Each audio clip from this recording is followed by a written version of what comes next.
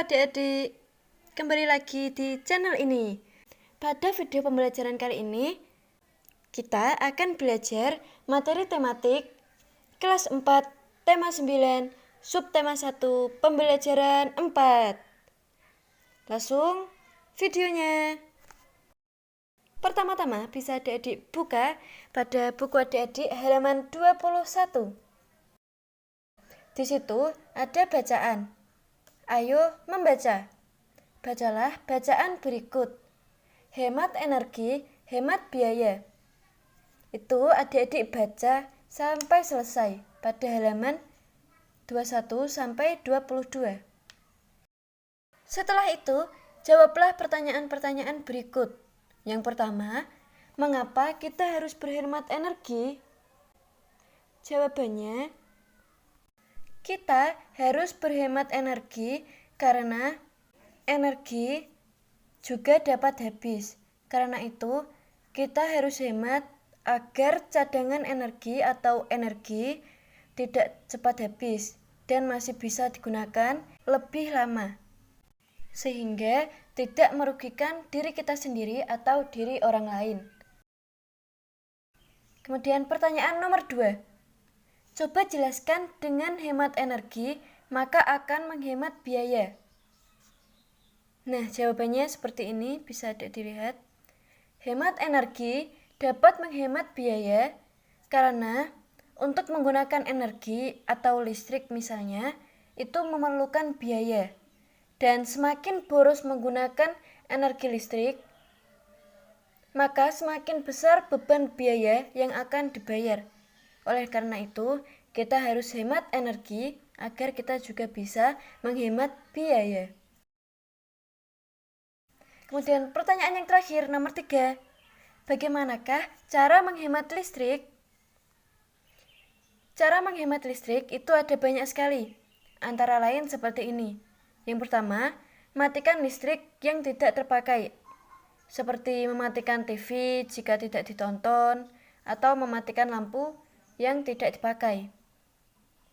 Kemudian, mengurangi penggunaan listrik. Contohnya, mencuci pakaian secara manual tanpa menggunakan mesin cuci. Yang ketiga, membuka jendela pada siang hari.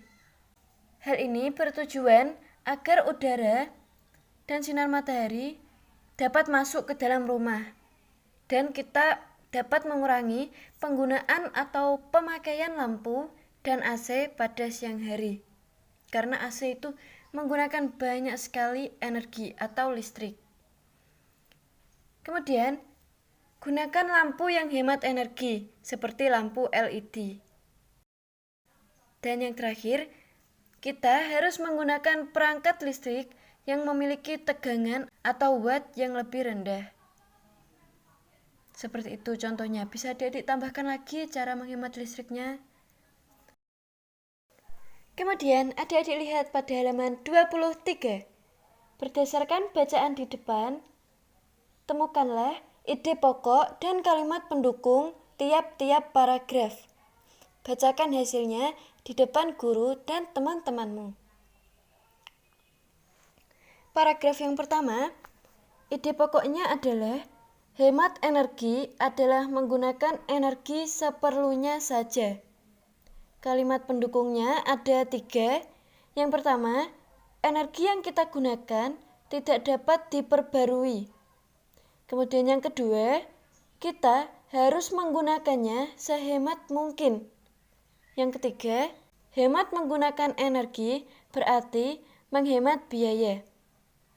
Paragraf yang kedua, ide pokoknya adalah energi yang dihemat penggunaannya adalah listrik.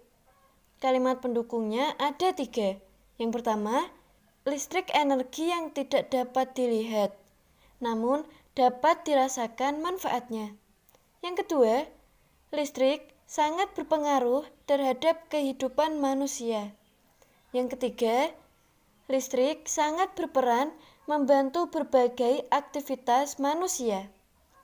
Paragraf yang ketiga, ide pokoknya adalah listrik dihasilkan melalui pembangkit listrik. Kalimat pendukungnya juga ada 3. Yang pertama, contoh pembangkit listrik antara lain yaitu PLTA, PLTS, dan PLTU. Yang kedua, setiap pembangkit listrik memerlukan biaya yang besar pembangunannya. Yang ketiga, kita harus berhemat. Paragraf yang keempat, ide pokoknya adalah keberadaan listrik memakan biaya yang sangat tinggi. Kalimat pendukungnya ada dua. Yang pertama, kita harus membayar biaya pemasangan listrik dan membayar biaya penggunaan setiap bulannya. Yang kedua, semakin boros menggunakan listrik, semakin besar beban biaya yang dibayar. Kemudian paragraf yang terakhir, paragraf kelima, ide pokoknya adalah cara berhemat energi listrik. Kalimat pendukungnya ada 5. Yang pertama, tidak menyalakan lampu pada siang hari. Yang kedua, menyalakan lampu hanya jika diperlukan.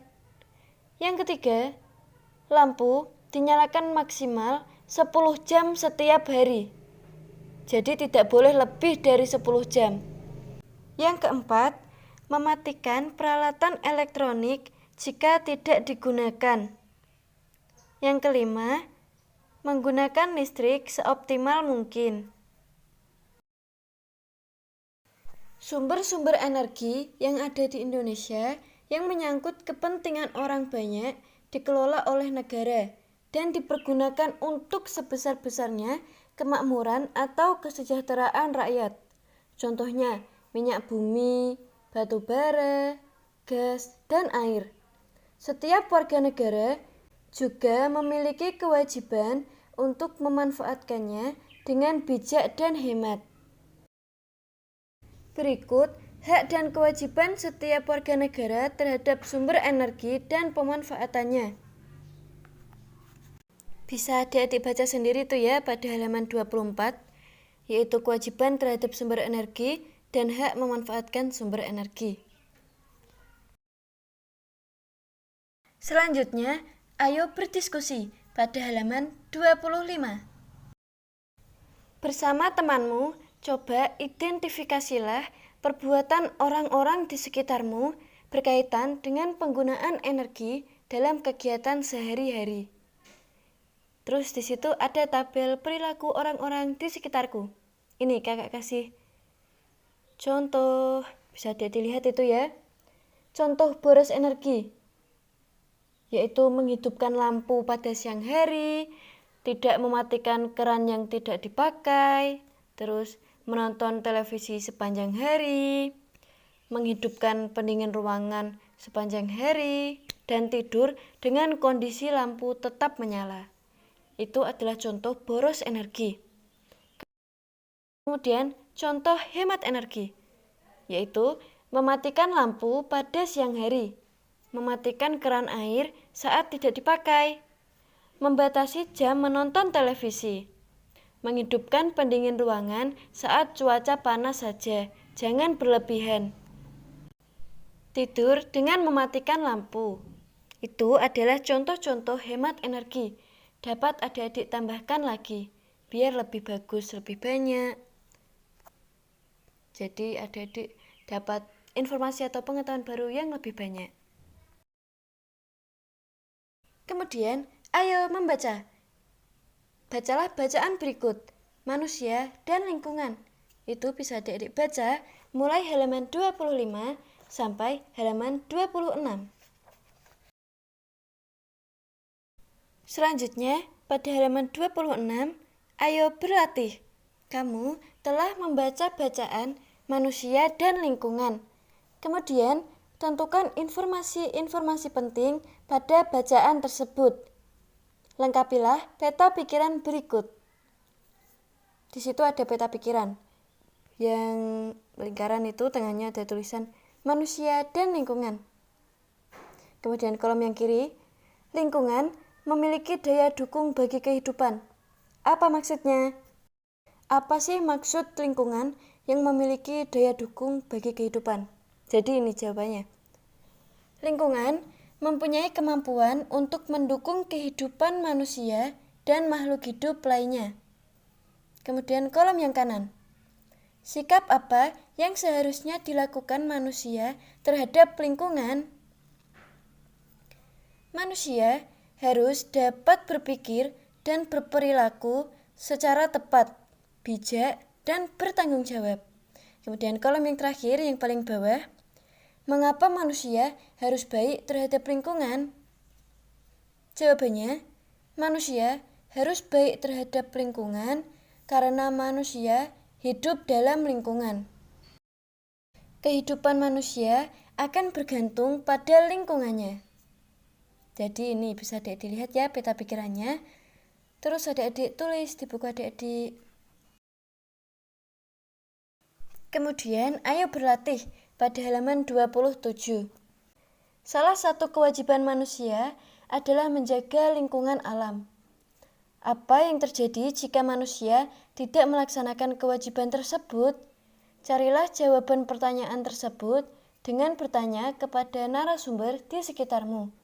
Kamu dapat bertanya kepada orang tuamu, bapak atau ibu guru, atau orang-orang lain di sekitarmu. Buatlah laporan hasil wawancaramu seperti contoh dalam kotak berikut. Ini bisa dilihat tabelnya.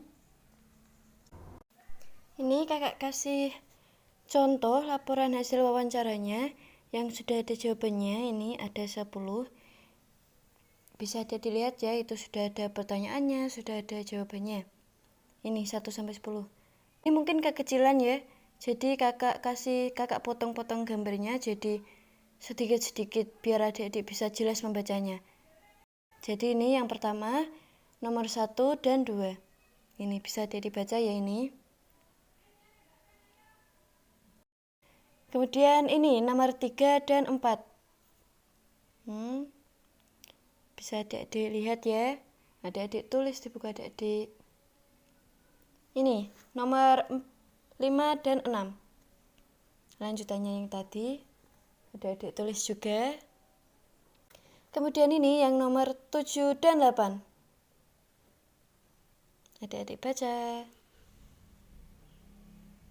Terus ini yang terakhir nomor 9 dan 10. Sudah selesai kan? Lengkap? Tadi apa adik-adik sudah tulis semuanya? Harus adik-adik tulis semuanya. Atau adik-adik mau tambahkan sesuai kekreatifan adik-adik juga boleh.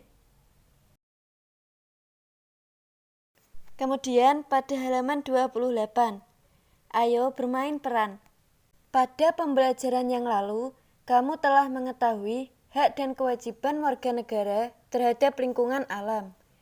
Agar semakin memahaminya, perankan drama berikut berkaitan dengan hak dan kewajiban manusia terhadap lingkungan alam. Buatlah kelompok terdiri atas 4 orang. Mainkan drama berikut.